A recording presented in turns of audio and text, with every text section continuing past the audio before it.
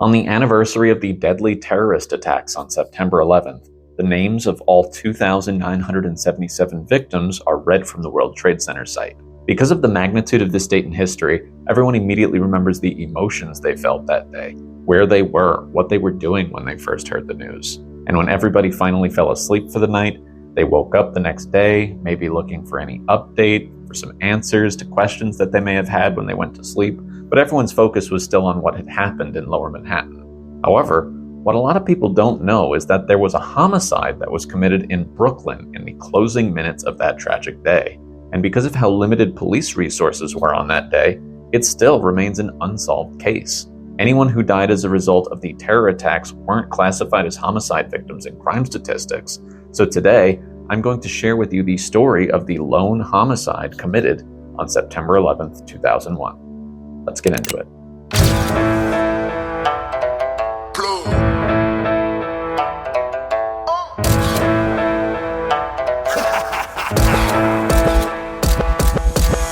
Lucina Siwiak was a Polish immigrant living in Far Rockaway, Queens. Back when she lived in Poland, she had her own company selling health foods, but after a fire wiped out her business, she needed to take any new opportunity that presented itself. And that opportunity did present itself in the form of the immigration lottery for America.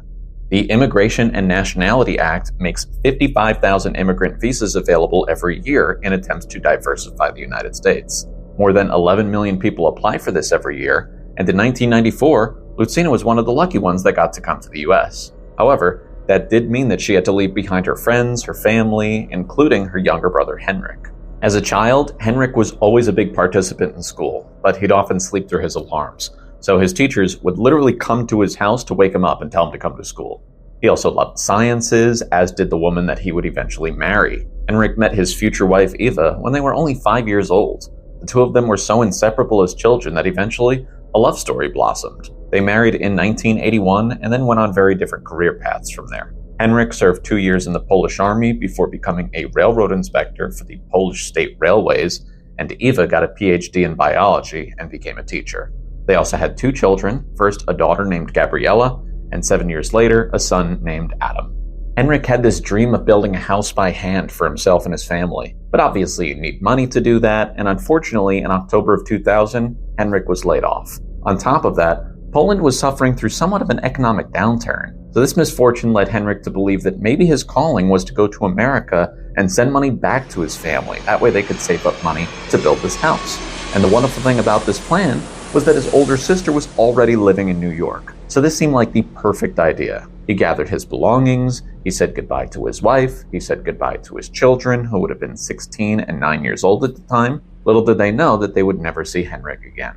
Henrik arrived in New York in late 2000. His sister gave him a place to stay for a little while, and he'd go looking for a job. And when you're an immigrant in America, one way you can find employment is to go through an employment agency. And different countries will have their own employment agencies to help out their own people. Polish immigrants, for example, relied on one in Bay Ridge, Brooklyn. So that's where Henrik went, and he would take any job that he could get. And after earning a little bit of money, he saved up enough to move a couple houses down from Lucina, so that way he wouldn't be a burden to her. But they'd still remain in constant contact with one another, and he'd speak to his family back in Poland every single day. They'd celebrate birthdays together. They would also celebrate something called name days together. Name days, that's a tradition where all of these people named Henrik, for example, would celebrate their names, kind of like a second birthday throughout the year.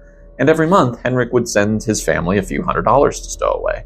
In September of 2001, Henrik went a couple doors down and he visited his sister. 2 of them sat down, they just started chit-chatting a little bit. He was working in construction in Lower Manhattan at the time. And the distinct memory that Lucina has is that Henrik was talking about this premonition that he was having.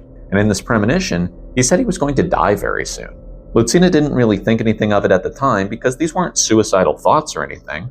This was just a sibling talking about having this weird dream that his life was coming to an end. We all have crazy dreams all the time. Why should this instance be any different than any bizarre nightmare that she might have had, right?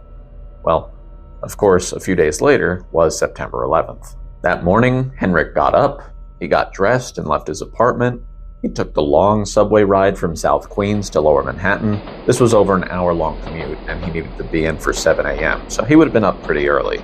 When he arrived, he would have checked in with a supervisor, put down his things, and got to work.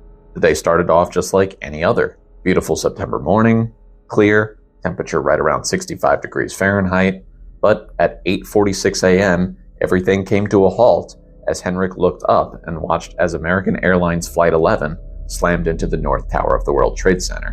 I'm not going to dive into too many details here, just knowing how traumatic this day is for people. What you do need to understand for this story is that this construction site that Henrik was working at was very close in proximity to the World Trade Center. And because debris was raining down, it wasn't safe being where they were. And the site supervisor shut down the site and told everyone, go home. Obviously, what had just happened was more important than Henrik not being able to make money for the day, but that was on his mind. This was his only means of making money, and now he had no idea how long it was going to be before this construction site could reopen.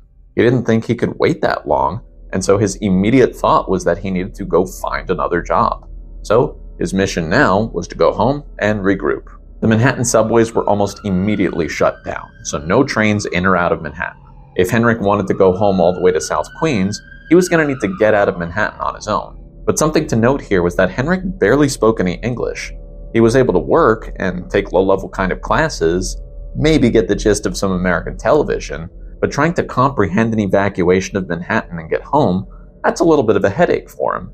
The evacuation route for people was the Brooklyn Bridge, so he basically just followed everybody. And yes, the bridge did close to vehicular traffic after the second plane hit, but we're talking about a singular exit for thousands upon thousands of people. Imagine everyone in a stadium trying to exit out a single set of doors. Once Henrik did get over the bridge, he flagged down whoever he could in order to help him find the A train, and luckily, you don't have to go too far into Brooklyn to find the A train from there. So, Henrik was able to take a train back to his apartment. While the rest of the world tuned into their respective news channels, Henrik met up with his sister just to let her know that he was okay. And instead of focusing on what Henrik had just been through, all he could think about was finding a new job. So Henrik asked Lucina to help him find a copy of a newspaper, that way they could look through the classified ads. And together, they looked through the jobs, and he saw one for a nighttime cleaning service at a Pathmark supermarket in Brooklyn. This was perfect because the hours required would not interfere with another daytime job if he wanted to take a second job. And he could potentially start that night. All he had to do was go fill out some paperwork. That meant that he needed to go back to the employment agency in Bay Ridge, so that way they could help him with that. When he got to the employment agency, the owner of the place was clearly distraught. Henrik went to comfort her, and he learned that her husband had worked at the World Trade Center, and she hadn't spoken to him since he left for work that morning. It was then that everything kind of clicked for Henrik. This wasn't a local story, this was much bigger than that. This was probably on national television.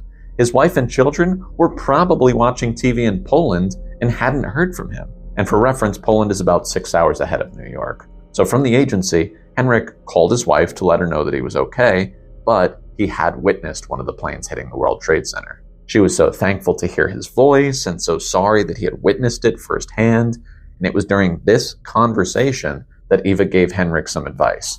Don't leave tonight, because it can be dangerous in New York. And then the two of them hung up, and that was it. That was the last time they would ever speak to one another.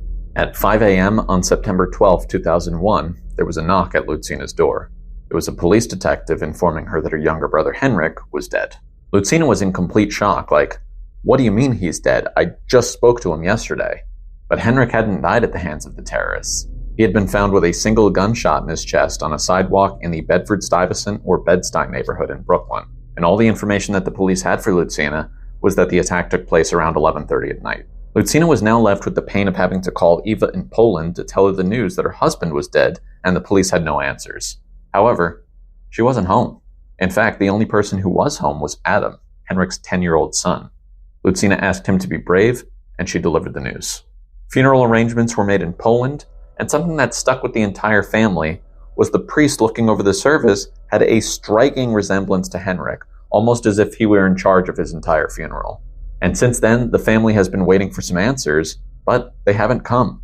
In fact, nobody's ever been named a suspect in this case. But we can piece together a majority of his final hours and make some educational guesses about how his story ended. So here is what is believed to have happened to Henrik Siwiak.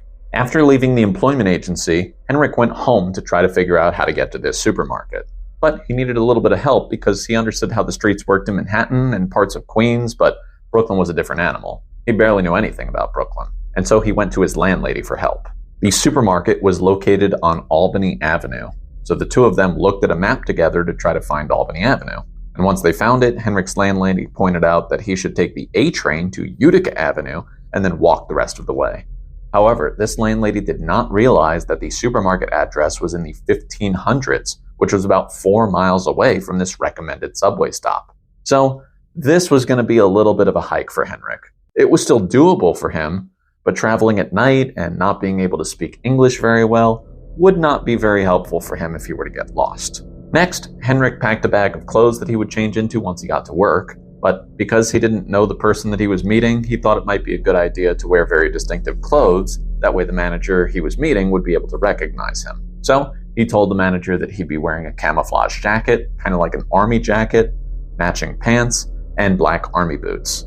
And then when the sun went down and the people of New York were ready to say goodnight to the worst day of their lives, Henrik left his apartment and took the A train to Utica Avenue. From here on out, this is the best guess as to what happened to Henrik. It was a little after 11 p.m. Henrik would have found himself in a neighborhood that he was not familiar with at all, cars whizzing along Fulton Street, but just a block away was Albany Avenue. And with his landlady's map in hand, he headed towards Albany Avenue. But Henrik made the mistake of turning north instead of south. If he had turned south, it would have been a long walk, but he would have eventually found this supermarket. Obviously, though, that's not what happened. Henrik was now walking in Bed-Stuy at a time when locals didn't even feel safe being on the street. One resident said that the best times to walk along Albany Avenue and Decatur Street was between 7 a.m. and 11 a.m. And any time other than that, say your prayers and hope for the best. The streets were well known for connections to drug-related gangs. And with all of the NYPD attention diverted to Lower Manhattan, this could potentially be a criminal's dream. Henrik didn't know any better, and he walked through that area anyway. We don't know who he saw. We don't know how many people there were. We don't know if whoever was there saw him and attempted to rob him. We don't know if he tried to communicate with them in a foreign language while wearing a camouflage jacket and having dark skin. A number of things could have gone wrong here. What we do know is that 7 or 8 shots rang out, and only one of them hit Henrik, and it was in the chest. The assailant fled the scene, and Henrik collapsed onto the ground. He crawled his way up the steps of a brownstone apartment, and he tried to get the attention of whoever was inside. But after living through 9/11 in New York City, after hearing gunshots in front of your home, nobody was opening the door for Henrik. They didn't know if he was the one attacking, looking for a place to hide, or was the one who needed help. But everyone that day was on edge, and nobody was taking that risk. And so, Henrik went right back down the stairs in front of 119 Decatur Street, and that is where he ultimately died. Someone did call 911, and he was pronounced dead on the scene. Now here's the thing. Because all of the police's resources were being pumped into Lower Manhattan, it was impossible to get a large team to this crime scene. Retired NYPD Commander Tom Joyce, who worked at the 79th Precinct, which overlooks Bed-Stuy, he said that they were always short-handed because of how much crime there was in the neighborhood. In 2001, he said there were probably about 35 detectives handling about 5,000 criminal cases per year. And then when you combine that with September 11th, you get spread really thin. The precinct could not pull more than one detective from Lower Manhattan to investigate this. And instead of a crime scene unit team coming to help with the investigation, the lone detective was given a single evidence collection team member. To help you understand, the crime scene unit is called in for homicides and sexual assault cases, whereas the evidence collection team, they're called in for things like burglaries. The resources just were not adding up. This was also at a time when New York was not saturated with security cameras like the streets are today. And any cameras that did exist would have been self-recycling after however many hours, so any footage from that night is long gone. And on top of that, nobody was talking. The police didn't know if it was because nobody had truly witnessed anything, or if it was because they were scared to cross any of these gangs that ran the streets. In fact, the only real information they got that was helpful was somebody claimed to hear an argument of some sort before the shots rang out. This made the police think that it could have been a robbery gone wrong, but when Henrik's pockets were checked, he still had about $75 in his wallet. Now, that doesn't disprove anything, but it does create some hesitancy when talking about this case. Henrik's family thinks there's a strong possibility that he was mistaken for a terrorist. This could have been because there was a language barrier, the fact that he was dressed in what appeared to be a military uniform, and he was from southern Poland, so his skin was darker. But whatever the reason is, it has never been figured out. The police, they remain hopeful that one day this case will be solved. They're convinced that someone saw something that night and they've just been afraid to come forward. And then maybe after enough time has passed by, that individual will finally break their silence. But of course, we're over 22 years removed from the case at this point. So if you know anything, if you have any credible tips that can be directed to the 79th Precinct, you are encouraged to do so. This can be done anonymously at 1-800-577-TIPS. That's 1-800-577-8477. So that's going to do it, folks. As always, let's be respectful in the comments section below. There's something that's just, devastatingly sad about this one. This is a tragic story of a man who came to America to live the American dream and just happened to be in the wrong place at the very worst wrong time. And because he died on such a tragic day, I imagine it must be so hard for his family to move on. They don't get to hear his name read aloud like all of the other victims that day. It's like his name has been forgotten. So that's why I wanted to do this story, to kind of keep his name alive. Be sure to share the story, like, subscribe, all that good stuff. And you know what? Maybe let's go out into the world and do something nice for somebody today. All right? I'll catch everybody on the next one. Deuces, kids.